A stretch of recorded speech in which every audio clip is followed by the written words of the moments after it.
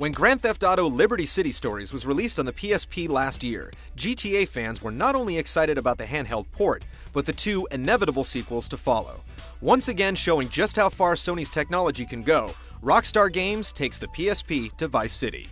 While it's an impressive feat, the story and the streaming performed just under expectations. Come on, having fun! Rock and roll! When we first got together, I've seen your face before, my friend, but I don't know if you know who I am. Taking place 2 years before Vice City for the PS2, you assume the role of Vic Vance, a soldier desperately looking for a way to support his sick brother and substance-abusing mother.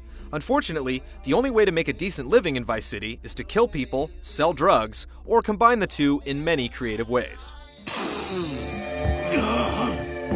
What's unique about the plot is that you're in the military, which is a first for a GTA drama. You also start on the opposite island from the console release and work your way backwards. But even with these fresh twists, the story is fairly unexciting. Most of your contacts are small-time criminals, and your motivations are pretty soft.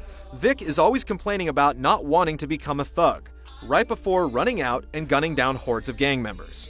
You make me want to puke, you self-righteous dick! But unlike Liberty City Stories' unfamiliar cast, Vice City is full of returning voices and entertaining cameos, including Philip Michael Thomas, Miami Vice's Tubbs as Vic's older brother Lance, Gary Busey as Phil Cassidy, and Danny Trejo as Umberto Robina, all returning from the PS2 version.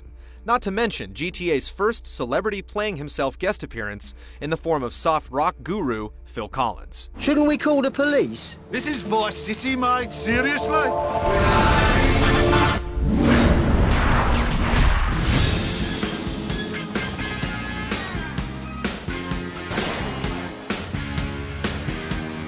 Just like Liberty City on the PSP, about 95% of the Vice City you know and love is in the game, but what's missing just hasn't been built yet. The same mission structure is in place, only you have a pager to update you instead of a cell phone.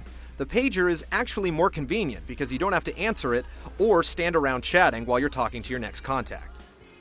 The biggest addition, not only to Vice City but the entire GTA franchise, is the ability to develop properties. To amass a corporate empire of prostitution and illegal substances, you have to hijack each safe house by destroying the vehicle out front, then eliminating the resistance that spills out.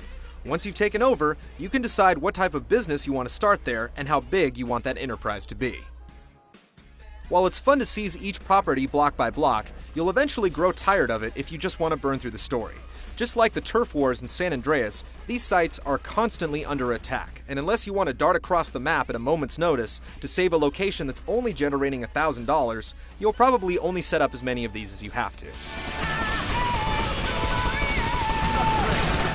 Moving from mission to mission still has a nice pace to it, with taxis that'll pick you up at the hospital or police station when you fail to anticipate the unexpected. To help you get back on your feet, Rockstar's added the ability to bribe your way back into the arsenal you had when you got picked up. For a hefty fee, of course. Those who have been to Vice City before know how huge it is. It's considerably bigger than Liberty City, and thanks to an impressive draw distance, you'll have numerous opportunities to see the whole thing. The graphics are solid, and while the frame rate will chug along every now and then, it's never more than you can handle. The real distractions are the reappearing environments. Vice City is broken up into little streaming blocks, each one showing off its true detail when you get close enough to appreciate it. But with the long straightaways and speedy sports cars, you'll often enter one of these zones long before the game has had time to finish loading it. The result is backgrounds and sometimes barriers popping up out of nowhere. This was also prevalent in Liberty City Stories, but is much more noticeable this time around. It won't screw you up, but it can be disturbing. Come on, you're just going through a bad time right now. Things will improve. So technically, Vice City Stories has issues, but it's still an incredible achievement to run this massive, free-roaming city on such a tiny device. The enormous environment is even more inspiring when you're engaged in a wireless multiplayer match. It's a shame that there's no content available for a shared download, as all people playing need to have their own copy, but GTA Online on the PSP is a crazy amount of fun. Just make sure you know where you're going. Vice City's a big town, and if only a few people are playing, it can take several minutes before you even find each other.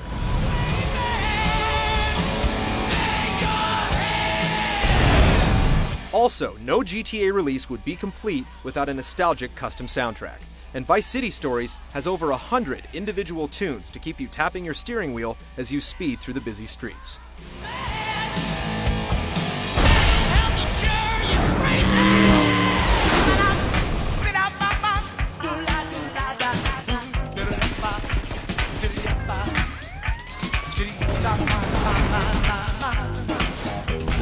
Every GTA game lets you do what you want, when you want.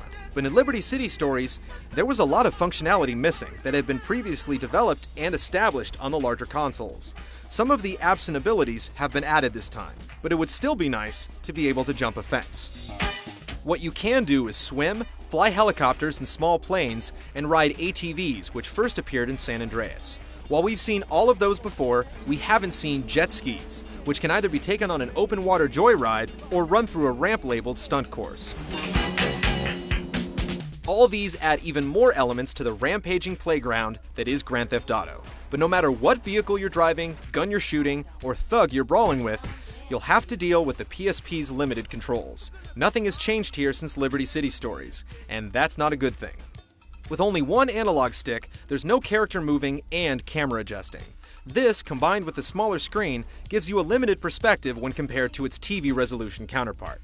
That, and despite numerous complaints raised when Liberty City Stories came out, the lock-on targeting system is still broken when you're fighting up close. Large groups of people can be mowed down with ease from a distance, but get within a few feet of your enemies and you're one step closer to the emergency room.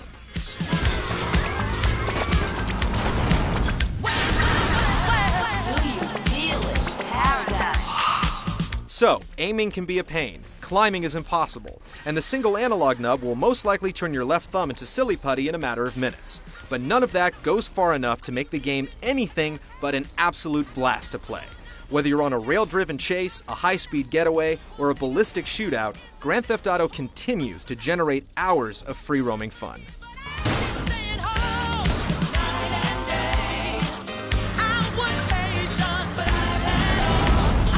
See you later, bro. What the fuck? Oh, shit!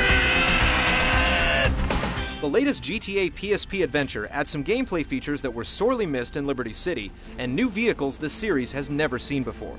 But the mediocre plot and control limitations keep it from being the groundbreaking experience it always is on the bigger systems. But a decent GTA title is still a phenomenal game by comparison, making Vice City Stories one of the best purchasing decisions you can make for the PlayStation Portable. It is genius, no? Genius! Oh yeah, that's very thoughtful of you.